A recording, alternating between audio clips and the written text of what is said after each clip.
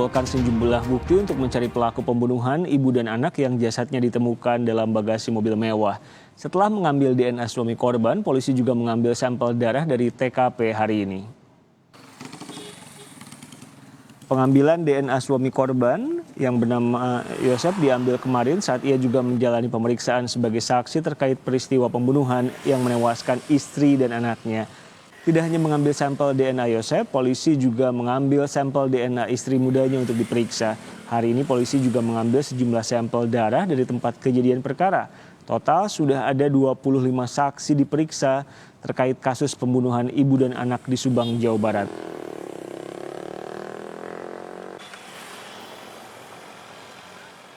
Kami masih menunggu hasil pemeriksaan dari laboratorium forensik Mabes Polri, ya. Jadi kita masih menunggu apa hasil analisa dari barang bukti yang kami temukan di TKP untuk kemudian nanti kita lihat ya hasilnya seperti apa. Dan untuk saksi sampai dengan saat ini kita sudah memeriksa 25 orang. Dan sampai saat ini baru segitu. Kuasa hukum suami korban menjelaskan jika suami korban memiliki alibi yang kuat karena tidak berada di rumahnya saat peristiwa pembunuhan istri dan anaknya terjadi. Sebelum meninggalkan rumah, suami korban yang bernama Yosep sempat berpamitan kepada istri dan anaknya akan pergi ke rumah istri muda. Namun saat ini tim kuasa hukum Yosep masih menunggu hasil pemeriksaan DNA dan sidik jari Yosep dan istri mudanya.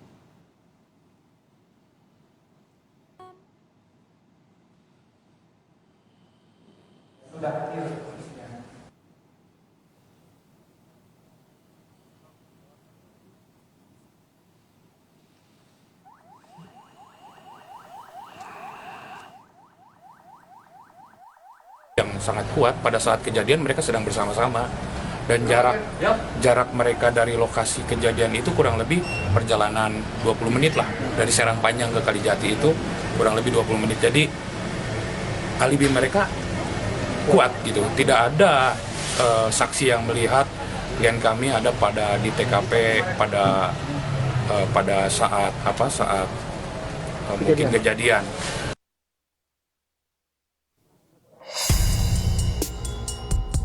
Pelaku pembunuhan terhadap ibu dan anak yang jenazahnya ditemukan di dalam bagasi mobil mewah masih menjadi misteri.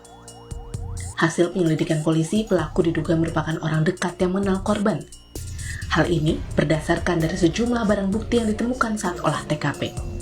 Tak ada pintu yang dirusak oleh pelaku saat memasuki rumah korban. Spekulasi mengarah pada konflik kepengurusan yayasan sekolah milik keluarga Yosep. Korban, Amalia Mustika yang merupakan anak Yosep, kini menjabat sebagai bendahara, menggantikan posisi Mimin, istri muda dari suami korban di yayasan itu. Itu sama istri mudanya itu yang waktu itunya jadi bendahara, apa katanya itu dulu itu. Jadi kan uangnya itu habis sama dia, sama istrinya. Jadi gak terbukti lah mungkin. Oh, sekarang jadi diganti sama Amel itu bendahara. Sejak peristiwa pembunuhan terjadi, aktivitas di yayasan pun berhenti. Warga sekitar menyebut tak pernah melihat istri muda suami korban datang ke yayasan. Aktivitas saya kegiatan sehari-hari yang saya tahu mah gitu. Pernah melihat nggak korban Amelia yang menjadi bendahara di sini ke sekolah ini? Oh belum Pak, saya juga kurang tahu sih orangnya yang mana gitu. 20 orang saksi sudah diperiksa polisi, termasuk suami dan ayah korban serta istri mudanya. Pihak keluarga menanti hasil penyelidikan polisi dan berharap pelaku bisa segera terungkap dan dihukum sesuai dengan perbuatannya. Tim Liputan Kompas TV, Subang, Jawa Barat. Lebih lengkap soal kasus pembunuhan ibu dan anak di Subang, saya terhubung dengan jurnalis Kompas TV Hendry Irawan. Hendry, hasil pemeriksaan laboratorium forensik terhadap sidik jari milik suami korban dan istri mudanya seperti apa? Ya baik Riko dan juga saudara, lebih dari sekian pasca pembunuhan ibu dan anak Susi Suwarti di 55 tahun dan Amalia Mustika Ratu 23 tahun, polisi belum juga menetapkan tersangka dalam kasus ini. Meski demikian, polisi terus melakukan upaya dengan berbagai cara untuk mengungkap teka-teki di balik pembunuhan yang menggegerkan tersebut. penyelidikan terus dilakukan polisi, mulai dari memeriksa 25 saksi total hingga saat ini, dan kembali melakukan olah TKP dan meminta sidik jari hingga meminta sampel DNA. Hingga saat ini polisi pun tadi di lokasi TKP kembali mendatangi TKP untuk mengambil sampel darah yang ada di lokasi TKP dengan meminta bantuan dari pihak Puskesmas Jalan Cagak untuk kembali diperiksa di laboratorium forensik. Sementara menurut Kapolres Subang, AKBP Sumarni, pihaknya hingga saat ini masih menunggu hasil pemeriksaan dari lapor tersebut untuk mengetahui siapa pelaku sebenarnya dari pembunuhan ibu dan anak tersebut.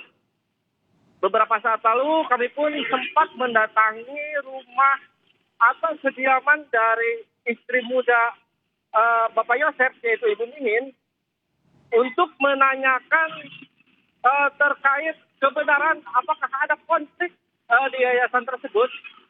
Namun Ibu Mimin sendiri menolak untuk memberikan keterangan kepada media karena telah menyerahkan semuanya kepada kuasa hukumnya. Kemudian kami pun mencoba melakukan meminta konfirmasi dari kuasa hukumnya yang melalui hubungan telepon, dan kuasa hukum Rohman Hidayat menjelaskan jika selama ini tidak ada konflik di yayasan tersebut, tapi memang pada tahun 2009 hingga 2011 Ibu Mimin sempat menjadi bendahara, namun posisinya di sekolah SMK. Kemudian diganti dengan orang lain, dan pada tahun 2018 Amelia menjadi atau anak bungsu dari Bapak Yosef dari istri tua menjadi bendahara di yayasan tersebut. Kuasa hukum juga meminta agar publik tidak membentuk opini pelaku tentang pembunuhan ini dan agar menyerahkan semuanya kepada pihak kepolisian. Riko. Henry, sudah bergulir cukup lama. Apa sebetulnya kesulitan polisi untuk mengungkap kasus ini? Siapa pembunuhnya? Hingga saat ini, jika dilihat dari pantauan kami di lapangan, polisi beberapa kali melakukan olah TKP, baik di rumah ataupun di mobil tempat di mana ditemukannya dua jenazah ibu dan anak, Ibu Tuti Suhartini dan Amalia itu, mengindikasikan bahwa polisi kesulitan untuk mendapatkan sidik jari. Karena dari keterangan sebelumnya, dari hasil olah TKP maksud kami sebelumnya, kondisi TKP atau mobil tersebut, sidik jari atau tanda-tanda pelaku di lokasi sudah dibersihkan dengan dicuci, dilap dengan kain sehingga menyulitkan polisi untuk mendapatkan sidik jari di lokasi. Riko. Jurnalis Kompas TV Henry Irawan langsung dari Subang, Jawa Barat soal pembunuhan ibu dan anak yang jenazahnya ditemukan di bagasi mobil mewah. Terima kasih.